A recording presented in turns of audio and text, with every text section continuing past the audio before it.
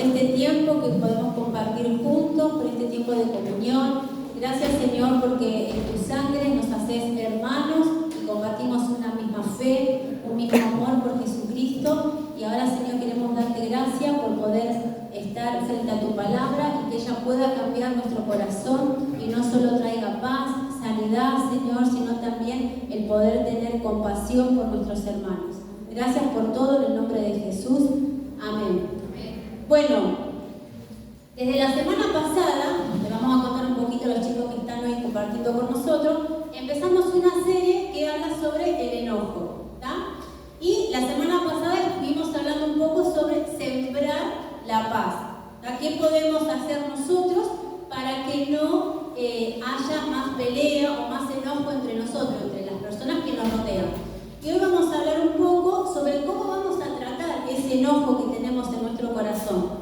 Así que la serie que estamos compartiendo se llama Enredados y vamos a ver varios versículos del libro de Proverbios. Así que si lo quieren tener a la mano para poder ir buscándolos, vamos a empezar con Proverbios 16:32. Dice: mejor es ser lento para la ira que el poderoso, y el que domina su espíritu que el que toma una ciudad. Entonces, es mejor contar hasta 10 antes de decir lo primero que se nos viene a la boca, antes de dejar rienda suelta a nuestro enojo. Y dice que también es mucho mejor el que domina su espíritu. ¿Qué quiere decir? El que tiene dominio propio, ¿no? El que tiene Espíritu Santo tiene dominio propio, es parte del fruto. Es mejor eso que tomar algo por la fuerza. Acá dice una ciudad, por ejemplo. Entonces, aunque sabemos que el enojo es parte de la vida, tenemos que ver qué hacemos con eso, porque no podemos vivir enojados todo el día o cada vez que alguien nos dice algo y nos cae mal y decir lo primero que se nos viene a la boca. En la Biblia podemos ver alrededor de 375 veces que Dios se enoja, así que es algo normal, ¿no?, que podemos sentir. Entonces, hay personas que a veces tienen una facilidad, y seguro que alguno va a pensar en alguien. Hay personas que tienen una facilidad para volvernos locos, que sí, que nos hacen perder la paciencia, ¿no? Siempre hay alguien que nos está, como decíamos la semana pasada, bardeando, siempre hay alguien que nos está molestando, que nos está diciendo cosas que nos duelen, o que nos ponen cierto límite. Muchas veces esas personas pueden ser nuestros padres, porque nos ponen demasiados límites y nosotros como, quiero hacer lo que yo quiero, ¿no? Bueno, entonces, ¿cómo podríamos hacer ¿por qué? Porque nosotros nos enojamos y lo que viene a nuestra boca, lo primero que nos sale, puede ser algo que nosotros aprendemos a reaccionar de mala manera.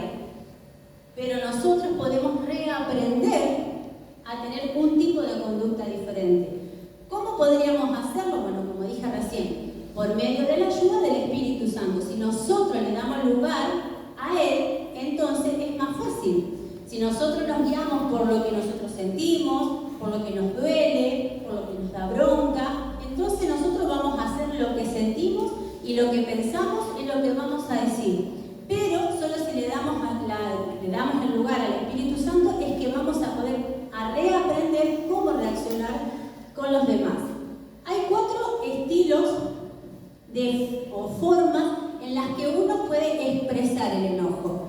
Una son los que atacan. Normalmente son como los más impulsivos, ¿no? Como los primeros que se te viene a la boca es lo que decís, o muchas veces yo he visto personas que, por ejemplo, se enojan y agarran a las piñas una puerta, la pared, después quedan todos lastimados, pero bueno, desahogó el enojo, ¿no? Muchas veces vemos ese tipo de gente, entonces esos son los que atacan, como los que no se pueden controlar. Luego están los silenciosos, los que llevo el enojo por dentro, ¿no? Como que me lleno de bronca, no le digo porque si hablo los reviento, ¿no? Esos son los silenciosos, en algún momento explota, pero esos son como los que llevan el enojo por dentro. Luego están los mártires. Yo, pobrecita, todo el mundo contra mí, siempre me tratan mal, tengo una bronca, pero no, que yo, y siempre yo, ¿no? Esos son los mártires. Y luego los manipuladores. Hay personas que se enojan hacen? Van al de al lado y empiezan. Y le comen el oído al de al lado. ¿Y qué hacen? Que esa otra persona también se enoja, que a lo mejor no tenía ni idea de lo que estaba pasando. Pero como le hicieron enojar a ella, entonces yo también me voy a enojar con ella, la voy a apoyar en su enojo, y a esa se suma otra y después unos líos tremendos, ¿no? Sea cual sea el estilo en el que vos te sentiste identificado cuando te enojas, tendríamos que preguntarnos, ¿por qué me enojo tan rápido? ¿No? Porque hay personas que a lo mejor tienen mucha paciencia y tardan en enojarse. No hay personas que no, que son muy... ¿Cuál era el que habíamos dicho ayer del temperamento flemático? ¿Era el que se enojaba mucho? Colérico, ahí está. Si yo les digo, cuando pierdo los estribos, ¿alguna vez les pasó? Cuando pierdo los estribos, normalmente lo que hago es, ¿qué me respondería? A ver. Gritar. Aislarme, bien, eso recién lo hablaron en el grupo. Maldecir. ¿Qué más? ¿Nadie le pega una puerta? Yo cuando era chiquita, yo cuando era más chica hace mucho,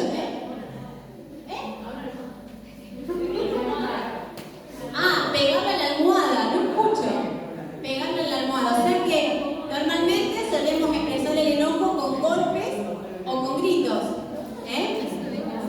Miren, Proverbios 14:29 dice, el que controla su enojo es muy inteligente. La semana pasada estuvimos escuchando también un versículo que decía que la persona inteligente tiene siempre, ¿qué? Habíamos dicho, los oídos abiertos. Entonces, ser inteligente significa tener los oídos abiertos, escuchar antes que hablar y dice, el que se enoja fácilmente es un necio.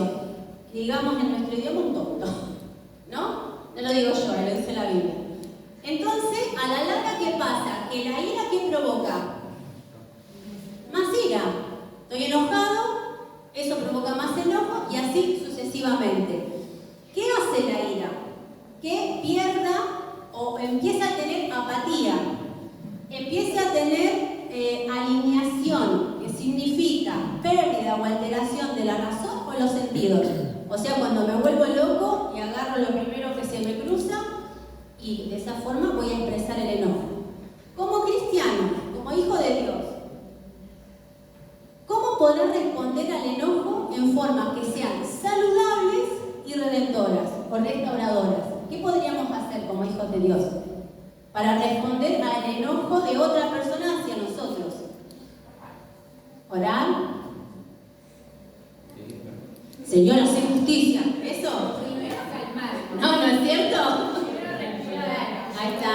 Vamos a responder con la misma intensidad. Contar hasta 1.000.000. Exacto. Más o menos. ¿Qué más? Retirarte del lugar. Ahí está calmando. Salgo a caminar un ratito, ¿no? Que me calmo. ¿Qué más podríamos hacer? ¿Qué más podríamos hacer como hijos de Dios?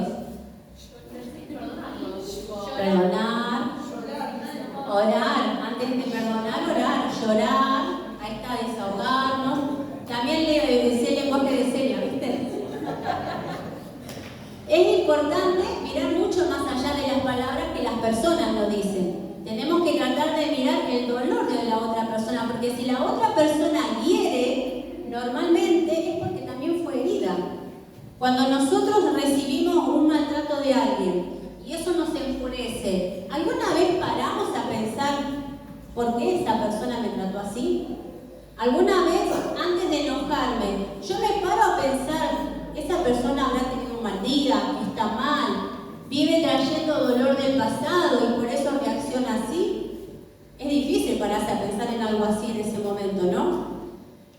Entonces tenemos que pensar en formas de tratar de ayudar a la otra persona a calmar ese enojo. Proverbios 15:1 dice, la respuesta amable calma el enojo, pero la agresiva echa leña al fuego. La semana pasada estuvimos leyendo un versículo, si no recuerdo mal era Proverbios 16:24, que decía que las palabras amables son miel. ¿Y qué hacían?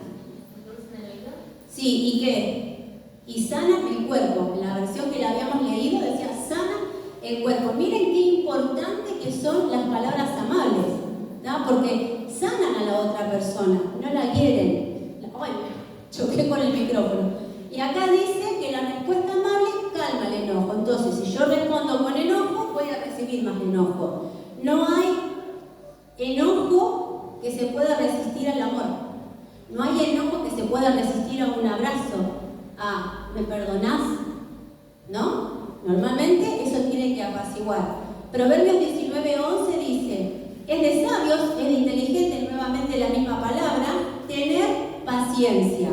Y es más honroso perdonar la ofensa.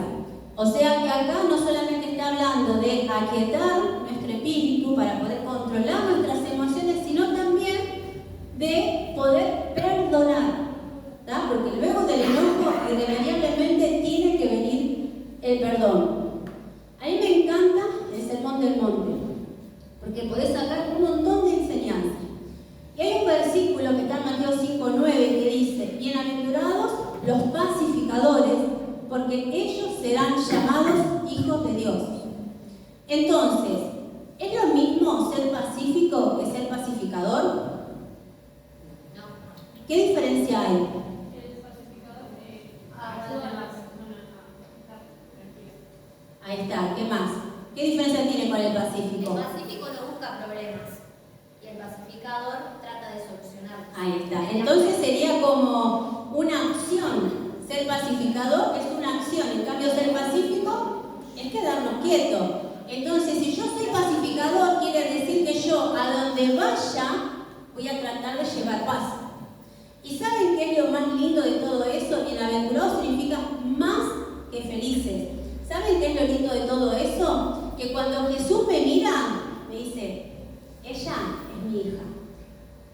Entonces, imagínate, vos en cada lugar que entras, escuela, gimnasio, familia, donde vayas, que vos entres y Jesús vaya al lado tuyo y te vaya diciendo: ella es mi hija.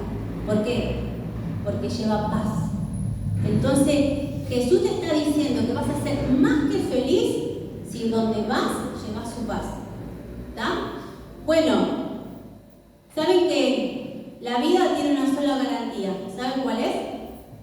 Que Dios te ama. Esa es la garantía que tenemos, y te ama de una forma perfecta y infinita. Nuestra identidad en Él es segura. ¿Siempre sentimos que nuestra identidad en Él es segura? ¿Realmente cada día vivimos pensando que Jesús sabe quién soy y lo que yo soy lo soy en Él? ¿Lo experimentamos a cada minuto?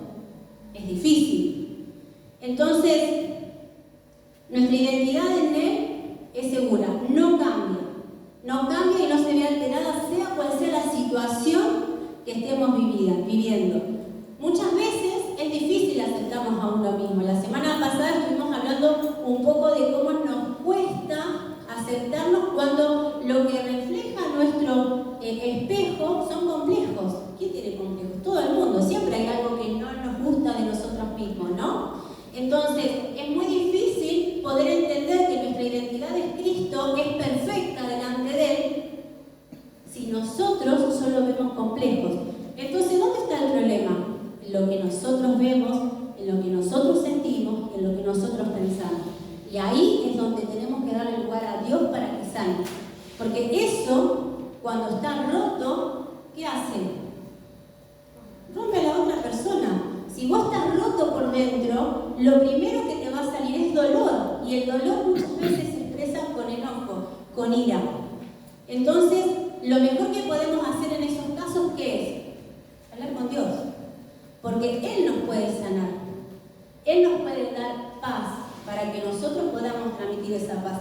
Ahora, también debemos hablar con esa persona que causa nuestro enojo, porque la Biblia nos enseña que debemos ir y hablar con nuestro hermano. No solamente hablar con Dios, tenemos que ir y así como Dios nos sana a nosotros, poder ir y hablar con esa persona para que pueda sanarse esa relación que se rompió porque le dimos rienda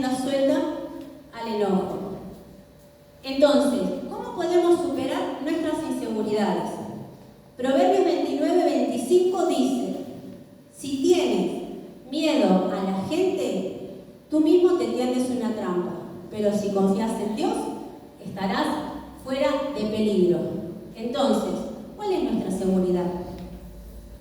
La confianza en Dios, que es lo que nos va a quitar el temor con el que solemos vivir muchas veces delante de las personas.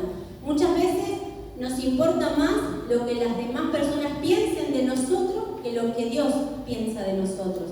Y a mí, como hija de Dios, me debe importar más lo que Dios piensa de mí. Siempre va a haber gente a la que vos no le vas a caer bien. Siempre va a haber gente a la que vas a tener que aguantar muchas veces respuestas que te duelen, que te provocan ira. Pero tenemos que estar seguros de que Dios siempre nos va a amar y que nuestra confianza debe estar en Él y no en las personas, porque ellas muchas veces nos van a decepcionar. El problema de la ira, ¿dónde está entonces? En mi corazón. ¿Está? ¿Por qué? Porque la ira va revelando lo que hay en mi corazón, va revelando las cosas que yo siento, que yo pienso, las cosas que me molestan, las cosas que me dan miedo, que me dan inseguridad. Con seguridad, al saber realmente quiénes somos en Cristo, hay muchas cosas que dejarán de preocuparnos y entonces, cuando dejemos de preocuparnos por esas cosas, nos vamos a empezar a ocupar de cosas que realmente son importantes. Por ejemplo, vivir para Dios, dejar que Él transforme mi vida. Al tener una identidad sana, al desaparecer esas inseguridades y no dejarnos llevar por el enojo que provocan otras personas en nosotros, como celos, envidias, todo va a cambiar. Mi carácter va a cambiar, mi carácter va a mejorar. Hay un libro en el Nuevo Testamento, Santiago, que habla mucho de esto. ¿Por qué? Porque nuestro enojo, si nosotros lo dejamos salir de una forma errada, ¿qué vamos a hacer? Lo vamos a transmitir con palabras. Miren lo que dice Santiago 1, del 19 al 26, van a ser salteados los versículos, y luego el capítulo 3. Dice: mis amados hermanos, quiero que entiendan lo siguiente. Todos ustedes deben ser rápidos para escuchar, otra vez lo vuelven a decir, lentos para hablar y lentos para enojarse. El enojo humano no produce rectitud, la rectitud que Dios desea. Si afirmas ser religioso, si afirmas ser hijo de Dios, pero no controlas tu lengua, te engañas a vos mismo. Y tu fe, tu religión, como dice acá, no vale nada. Es cierto que todos cometemos muchos errores, pues si pudiéramos dominar la lengua deberíamos ser perfectos, capaces de controlarnos en todo sentido. Así también, ya nos vamos a ir al capítulo 3, una sola chispa puede incendiar todo un bosque. De todas las partes del cuerpo, la lengua es una llama de fuego. Es un mundo entero de maldad que corrompe todo el cuerpo. Puede incendiar toda la vida porque el infierno mismo la enciende. Pero nadie puede domar la lengua. Es maligna e incansable, llena de veneno mortal. A veces alaba a nuestro Señor y Padre, y otras veces maldice a quienes Dios creó a su propia imagen. Y así la bendición y la maldición salen de la misma boca. Recién Yani dijo maldecir. Nosotros muchas veces podemos venir acá, cantamos, levantamos las manos, adoramos al Señor, somos re espirituales, ¿no? Pero luego salimos afuera y contestamos mal, saltamos de una forma errada contra nuestros hermanos, contra nuestros amigos, no honramos a nuestros padres porque contestamos mal, porque desobedecemos, porque mostramos el enojo haciendo daño a los demás. Lo que a nosotros nos duele, intentamos hacerle daño al otro, porque estamos enojados.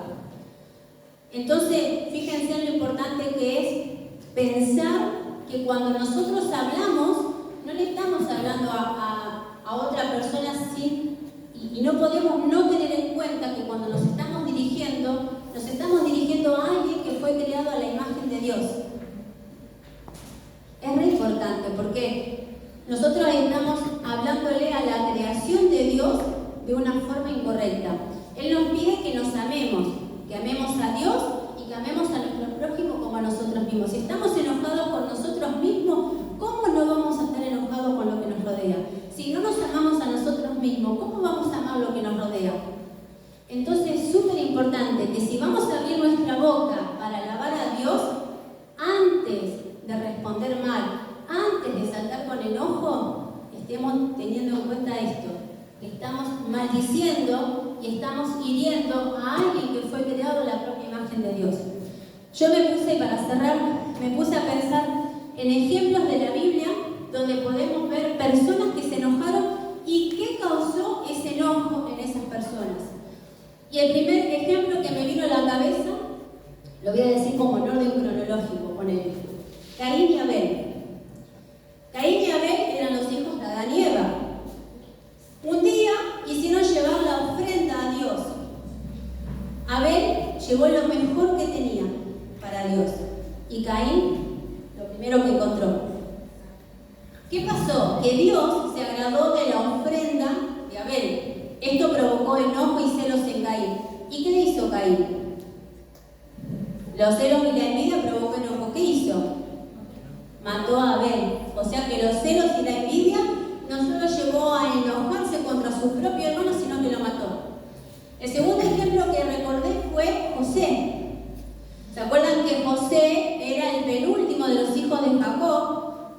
Su padre le regaló una túnica de colores porque él tenía como un amor especial por José, porque había sido el hijo que había tenido en su vejez. Esto provocó muchos celos y envidia en sus hermanos. Se enojaron de tal manera que un día quisieron matarlo. Lo tiraron a un pozo y luego dijeron, bueno, no lo matemos, lo vamos a vender como esclavo. No es tan feo, no es tan malo, ¿no? Bueno, los celos y la envidia provocaron que vendieran a su propio hermano como esclavo. Luego José podría haber reaccionado con el poder que tenía con tanto enojo, que podría haberlos enviado directamente a todos al calabozo o a todos a la horca. No. ¿Saben lo que hizo cuando José se presentó ante sus hermanos? Le dijo, esto fue hecho con la voluntad de Dios para que no murieran de hambre. Y los trajo con él y todos vivieron con él durante un montón de años. Bueno, tanto como 400, ¿no? Hasta que luego vuelven a la tierra prometida. Luego también me acordé de, en el Nuevo Testamento, la parábola del hijo pródigo. Ahí vemos que cuando el hermano vuelve, luego de haber malgastado todo el dinero que el padre le dio, su hermano ve que el padre lo recibe con amor, le hace una fiesta, le da todo lo mejor. El hermano mayor, ¿qué siente? Celos y envidia. Entonces, ¿vieron qué patrón encontramos? Lo que hay en nuestro corazón es lo que provoca el enojo. Y hay veces que llega a unos extremos que son muy peligrosos, tanto como de vida o muerte. Entonces, ¿el enojo es culpa de los demás o es culpa de lo que hay en el corazón? Eso es lo que tenemos que pensar. Yo hoy no sé contra qué estás enojado, porque a lo mejor lo estuvieron hablando, pero es difícil muchas veces abrir el corazón y decir, yo realmente estoy enojado por esto. Vos podés estar enojado contra tus papás, porque te abandonaron, te rechazaron, o son demasiado exigentes, nunca están conformes con lo que haces, nunca podés sentir que estás como, que ellos estén satisfechos con lo que vos sos como hijo. Podés estar enojado con tus hermanos, porque tenés celos y envidia. Podés estar enojado con tus compañeros, porque te maltratan en el colegio. Podés estar enojado con tus amigos, porque también lo nombraron. Yo no sé cuál es la raíz de tu enojo. Pero ahora me gustaría que pudieran cerrar los ojos y que pudiéramos poner delante de Dios qué te enoja. ¿Qué es lo que te hace estar con tanta amargura? ¿Qué te hace sentir celos, envidia? Efesios 4:31-32 dice que arranquen de vosotros celos, enojos, envidias, amargura.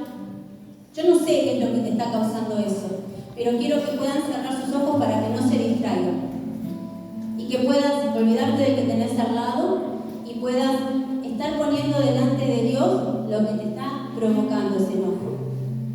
Porque ¿saben qué pasa? Que ese enojo va a sobrevivir en tu corazón en tanto vos no perdones a la persona que te hizo daño, a la persona que te trató mal. Entonces déjame que ore por vos. Papá, yo te doy gracias porque lo único seguro que tenemos es tu amor. Lo único seguro que tenemos es tu perdón. Papá, yo quiero que mires nuestro corazón, lo examines hasta lo más profundo y que puedas sacar a la luz, que puedas darnos a entender qué me está causando este enojo. ¿Por qué yo siento celos? ¿Por qué yo siento envidia? ¿Por qué me siento triste? ¿Por qué siento que nunca doy la talla? ¿Por qué siento que los demás siempre son mejores que yo? ¿Por qué me siento tan chiquitita? Papá, quiero que muestres lo que hay en nuestro corazón. Porque solo cuando salga a la luz, solo cuando podamos ver lo que causa eso en nuestra vida y el daño que en consecuencia causa a los que están a nuestro alrededor, es que vamos a poder sanar. Sabemos que el perdón no es una noción, no es un sentimiento.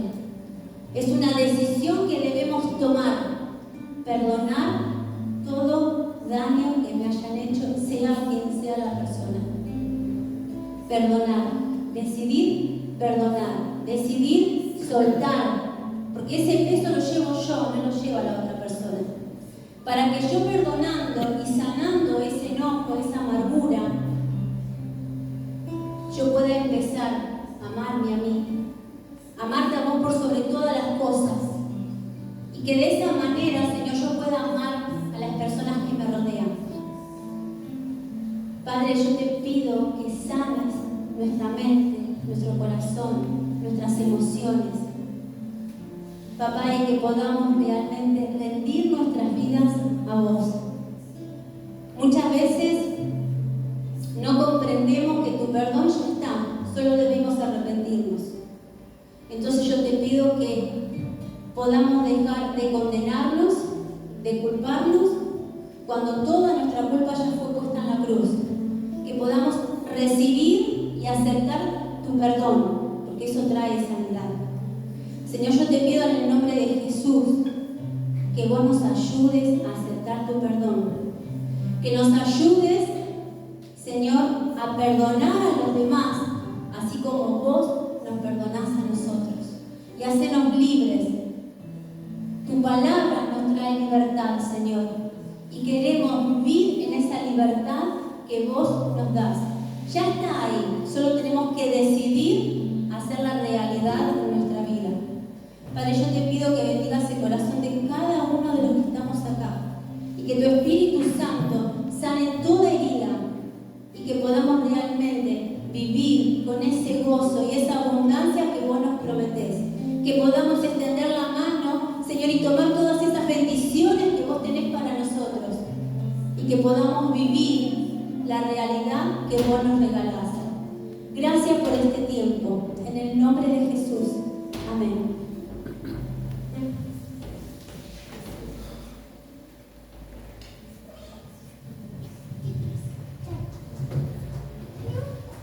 Bueno, damos gracias a Dios por esta palabra que Dios puso en el corazón de Ana. Y para terminar, porque esto es una fiesta, le voy a invitar a que puedan ponerse de pie y vamos a terminar alabando a nuestro